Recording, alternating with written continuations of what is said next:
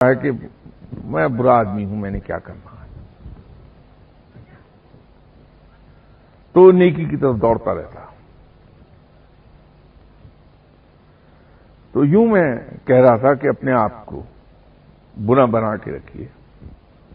شاہ صاحب، ایسی کون سی نیکیاں ہیں جن کو بتانا، برسر عام کرنا قوم کی فلاح بہبود سے تعلق رکھتی ہیں؟ چوک لکشمی میں ایک صاحب کھڑے ہوئے گول گپے بیچ رہے تھے، تو آبویسلی وہ ہمارے پنجابی بھائی تھے ڈگے، تو وہاں سے لکھنؤ کے دو بڑے نستعلیق قسم کے اہل زبان کا گزر ہوا۔ گول گپے دیکھ کے ان کو منہ میں پانی آیا، تو وہ گئے گول گپے والے کے پاس اور جا کے انہوں نے بہت ہی نستعلیق قسم کی اردو میں بڑے مہذب لہجے میں اس سے کہا کہ اے بھائی، یہ گول گپے کیا بھاؤ بیچتے ہو؟ تو گول گپے والے نے کہا کہ جی روپے کے 4۔ تو انہیں بڑا تاؤ آیا کہ چھوٹے چھوٹے سے گول گپے ہیں، وزن ان کا ہے نہیں، اس پہ اس کی لاگت کچھ آئی نہیں، اور یہ کیا لوٹ رہا ہے؟ تو بہت غصہ آیا، لیکن چونکہ مہذب انسان تھے تو بڑی لطیف قسم کی طنز کی گول گپے والے پہ، کہا کہ بھائی یہ تم عددن بیچتے ہو یا وزنن بیچتے ہو؟ تو وہ تھا ڈھگا، پنجابی ڈھگا میرا بھائی تھا، تو اس نے کہا کہ بھائی یہ تو میں سب نہیں جانتا، میں صرف گول گپے بیچتا ہوں۔ تو قبلہ بات یہ ہے کہ یہ اتنے بڑے پیمانے کی باتیں کہ ملک و قوم کی فلاح میں کوئی نیکی جائے تو اس کو میں عیاں کر دوں، اور جو انفرادی فلاح میں جائے میں اسے چھپا لوں، یہ میری سمجھ سے بالاتر بات ہی ہے۔ میں تو ایک ہی بات جانتا ہوں اس گول گپے والے کی طرح کہ نیکی خواہ کسی طرح کی بھی ہے اس کو میں خاموشی سے کروں، اس پہ پردہ ڈالے رکھوں۔ اب یہ آپ جانیے، پڑھے لکھے لوگ اور حکمران جانے کہ ملک و قوم کی فلاح کس میں ہے اور فلاح کس میں نہیں ہے، تو میں تو صرف نیکی کو جانتا ہوں کہ اس پہ پردہ ڈال دیا جائے فوراً۔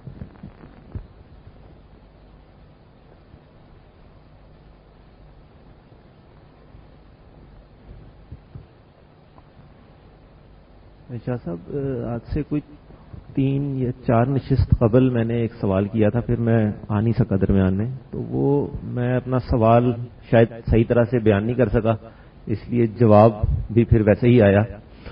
میں اس کو دوبارہ سے ری فریز کرتا ہوں۔ سوال جو ہے وہ یہ ہے کہ آج کل کے دور میں وہ لوگ، مجھ جیسے لوگ جنہوں نے سائنسی تعلیم حاصل کی ہے، ان کے ساتھ مسئلہ یہ ہے کہ ہمیں تعلیم جو ہے وہ سکھاتی ہے شک کرنا، خاص طور پہ سائنس والے جو ہے، اور اس صورتحال میں ہمارے لیے اور پھر کچھ صورتحال بھی ایسی ہے کہ جو بہت سارے جعلی پیر بھی ہمارے معاشرے میں موجود ہیں جو لوگوں کو دھوکہ دیتے ہیں، تو ایک صحیح مرشد کی تلاش جو ہے وہ ہم جیسے لوگوں کے لیے، خاص طور پہ جو کہ انہوں نے سیکھا ہی شک کرنا ہے، وہ کافی مشکل ہے۔ تو اس سلسلے میں کچھ رہنمائی آپ کی چاہیے کہ ہم یعنی کیا سٹیپس لیں تاکہ ہم صحیح بندے تک پہنچ جائیں۔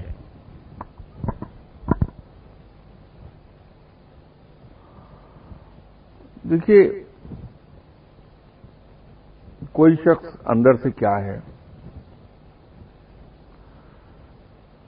وہ تو صرف رب ہی جانتا ہے۔ انسان علم کے خواہ کسی مقام پر فائز کیوں نہ ہو، وہ انسان کے اندر کی ساری چیزیں نہیں جان سکے گا، کیونکہ اس کا علم، انسان کا علم بہرحال محدود ہے۔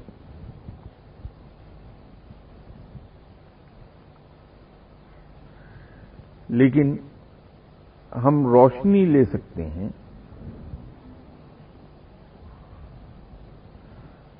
پہلے گزرے ہوئے مستند اولیاء اکرام کے اقوال اور فرمان سے بنیادی چیز تو یہ ہے کہ فقیر کے لیے 2 لٹمس ٹیسٹ ہیں، 2 ٹیسٹ ہیں، جن میں ایک لٹمس ٹیسٹ ہے اور ایک ذرا لانگ ٹرم ہے۔ لٹمس ٹیسٹ تو یہ ہے کہ اگر آپ کسی صاحب علم کے پاس جائیں اور وہ واقعی صاحب علم ہے تو اس سے مل کر آپ کو 2 چیزیں محسوس ہوں گی۔ ایک تو اس شخص میں آپ کو کشش محسوس ہوگی اور آپ کا دل چاہے گا کہ میں دوبارہ اس آدمی کے پاس جاؤں، اور دوسرا اس سے ملنے کے بعد آپ کو اطمینان حاصل ہوگا، آپ کو سکون ملے گا۔ یہ 2 چیزیں اس میں اس لیے آپ کو محسوس ہوتی ہیں کہ وہ رب کا ذکر کر رہا ہے صرف دل سے، اور اس ذکر رب کے نتیجے کے طور پہ، جیسے رب نے خود بھی کہا کہ میرے ذکر سے دلوں کو سکون ملتا ہے، تو وہ کشش بھی ذکر الہی کی ہے اصل میں۔ تو یہ کشش اور سکون، یہ 2 چیزیں آپ کو، یہ لٹمس ٹیسٹ ہے کہ امیڈیٹلی آپ کو محسوس ہوگی۔ دوسرا جو ہے وہ ذرا سا لمبا وقت لیتا ہے، وہ یہ ہے کہ فقیر کسی کو نصیحتیں نہیں کرتا، یہ کسی سے نہیں کہے گا کہ تم نماز پڑھو، تم روزہ رکھا کرو، تم فلاں کام کر لو، بلکہ وہ تو اتنی احتیاط کرتا ہے کہ خاموشی سے نماز پڑھ لے گا تاکہ اگر کوئی نماز نہیں پڑھنے والا تو وہ شرمندہ نہ ہو۔ لیکن حیران کن طریقے پہ باوجود اس کے کہ وہ کسی کو نیک کام کرنے کو نہیں کہے گا، اس کے پاس جا کے آپ خود بخود جو لوگ جاتے ہیں وہ شراب چھوڑ دیتے ہیں، دوسرے ایسے کام چھوڑ دیتے ہیں اور رفتہ رفتہ نمازی ہو جاتے ہیں۔ یہ دوسرا ٹیسٹ ہے اس کا۔ ہم نے جو ٹیسٹ بنا لیے ہیں وہ حقیقی نہیں ہیں، وہ واپس پھر وہی ہماری جڑوں کی طرف جائے گی بات کہ ہماری جڑیں چونکہ ہندوازم میں ہیں تو وہ تصورات ہمارے ذہن پر بڑے پختہ ہیں۔ ہم یہ کہتے ہیں کہ صاحب فلاں صاحب جو ہیں وہ آبادی سے دور ویرانے میں ایک غار کے اندر بیٹھے ہیں، 20 سال سے مل ہی نہیں رہے کسی سے، تو ہم کہتے ہیں وہ بڑا پہنچا ہوا آدمی ہے۔ بھائی پھر صحابہ کرام کیا تھے؟ وہ تو بھرپور دنیاوی زندگی گزار رہے تھے۔ تو اگر آپ اس کرائیٹیرین پہ جائیں تو پھر تو جتنے پیغمبر گزرے وہ بھی دنیا میں رہے۔ خدا صلی اللہ علیہ وسلم نے دنیاوی زندگی گزاری ہے، صحابہ کرام نے گزاری ہے، تابعین نے گزاری ہے، تبع تابعین نے گزاری ہے، تو ان کو کیا کہیں گے آپ پھر؟ وہ اس لیے ہم اس کو کہتے ہیں کہ ہمارے ذہن میں سادھو کا تصور ہے کہ دنیا سے کٹا ہوا۔ اسی طرح ہم اس آدمی کی طرف بڑی جلدی اٹریکٹ ہوتے ہیں جو بڑی لایانی قسم کی باتیں کرتا ہے اور فوہد گالیاں دیتا ہے۔ ہم یہ بھول جاتے ہیں کہ کوئی شخص اللہ کے قریب تو اس وقت جائے گا جب وہ اللہ کے فرمان پہ عمل کرے گا۔ تو رب تعالیٰ تو فحش گوئی سے منع کرتا ہے، پاکیزہ اور صاف ستھری گفتگو کرنے کی، باوقار گفتگو کرنے کی تلقین کرتا ہے۔ تو یہ کیسے ممکن ہے کہ کوئی شخص اللہ کے حکم پر عمل کرے اور وہ فحش گو ہو جائے اور بے وقار ہو جائے؟ ممکن ہی نہیں۔ لیکن ہم ہر اس آدمی کو پہنچا ہوا مانتے ہیں جو لایانی گفتگو کرنے لگے اور فحش گوئی کرنے لگے، گالیاں دینے لگے۔ اسی طرح رب یہ کہتا ہے کہ صفائی نصف ایمان ہے، صفائی پر پاکیزگی پہ بہت زور دیتا، لیکن ہم اس کو پہنچا ہوا ولی مانتے ہیں جو ننگ دھڑنگ پھر رہا ہے اور جسم پر اس کے آدھا انچ میل چڑھی ہوئی ہے، رال ٹپک رہی ہے، تو یہ کیسے ممکن ہے کہ کوئی رب تعالیٰ کے قریب چلا جائے؟ رب تو خود بڑا باوقار، بڑا پاک صاف ہے، اس کا دوست اس طرح کا کیسے ہو سکتا؟ تو وہ جو میں آپ سے کہہ رہا تھا کہ ہم بہت سی چیزوں کے بارے میں غلط سمجھتے ہیں چیزوں کو، ہم نے اپنے تصور بنا لیے ہیں جو کہ حقیقت سے دور ہیں، وہ یہ سب چیزیں اسی کے اندر شامل ہیں۔ تو وہ آپ اس کے دو ٹیسٹ کر لیجئے، ایک لٹمس ٹیسٹ ہے جو امیڈیٹلی محسوس ہوتا ہے آپ کو، اور دوسرا ذرا وقت لے لیتا ہے، تو آپ کو پتہ چل جائے گا۔ پھر حضرت بایزید بستامی رحمۃ اللہ علیہ صاحب نے ایک معیار قائم کیا، حضرت پیران پیر جناب غوث الاعظم دستگیر صاحب، آپ نے بھی وہی معیار بیان فرمایا۔ آپ نے دونوں کا یہ فرمانا ہے کہ جو شخص سنت پر عمل نہیں کرتا وہ ولی اللہ نہیں ہو سکتا، تو اس کو اس حساب سے دیکھ لیجیے آپ۔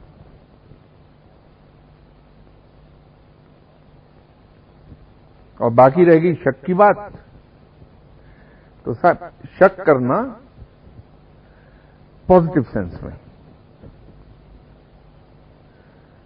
تو علم کو آگے بڑھاتا ہے۔ آپ علم میں آگے جا ہی نہیں سکتے اگر شک نہ کریں۔ آپ کسی چیز کے بارے میں جب شک میں مبتلا ہوں گے تو سوالات کریں گے، تحقیق کریں گے، ریسرچ کریں گے، اس کے نتیجے میں حقائق سامنے آئیں گے، تو یوں آپ کا علم بڑھے گا۔ تو سائنس کی تو بنیاد ہی شک ہے۔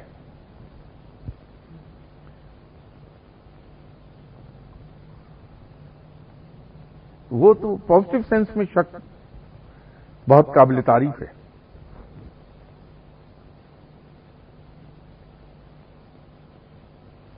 ایک صاحب نے ایک محفل میں نام نہیں لینا چاہتا، کنڈیم کیا تھا حضرت امام غزالی جیسی شخصیت کو، کہ امام غزالی کی علم کی بنیاد شک پر ہے، تو اس لیے میں اسے غلط مانتا ہوں۔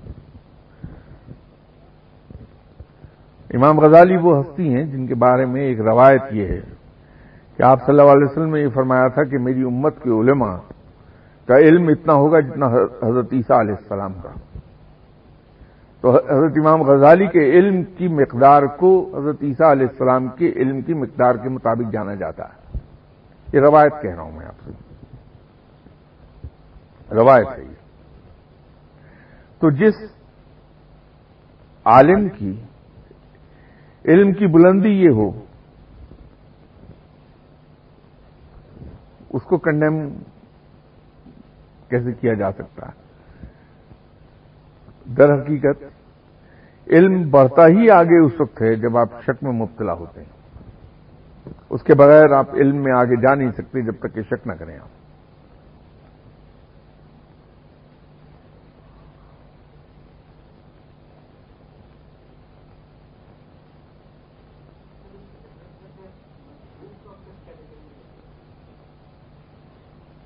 مجذوب کی کوئی کیٹیگری نہیں ہے،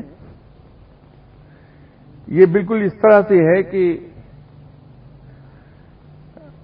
آپ کے یہاں جو پاکستان پینل کوڈ ہے PPC، اس میں قتل کی سزا دفعہ 302 کے تحت دی جاتی۔ اب یہاں ایک چیف جسٹس بھی بیٹھے ہیں پرانے،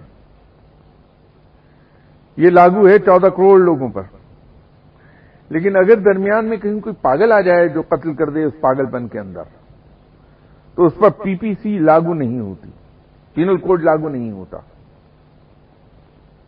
عدالت اس کا میڈیکل چیک اپ کرا کے جب یہ کنفرمیشن آ جائے کہ وہ پاگل ہے تو ایٹ بیسٹ اسے پاگل خانے میں داخل کرا دے گی علاج کے لیے، یہ حکم دے دے گی۔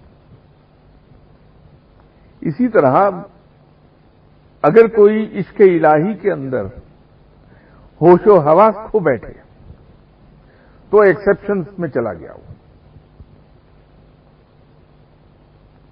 اور ایکسیپشنز کو ہم کبھی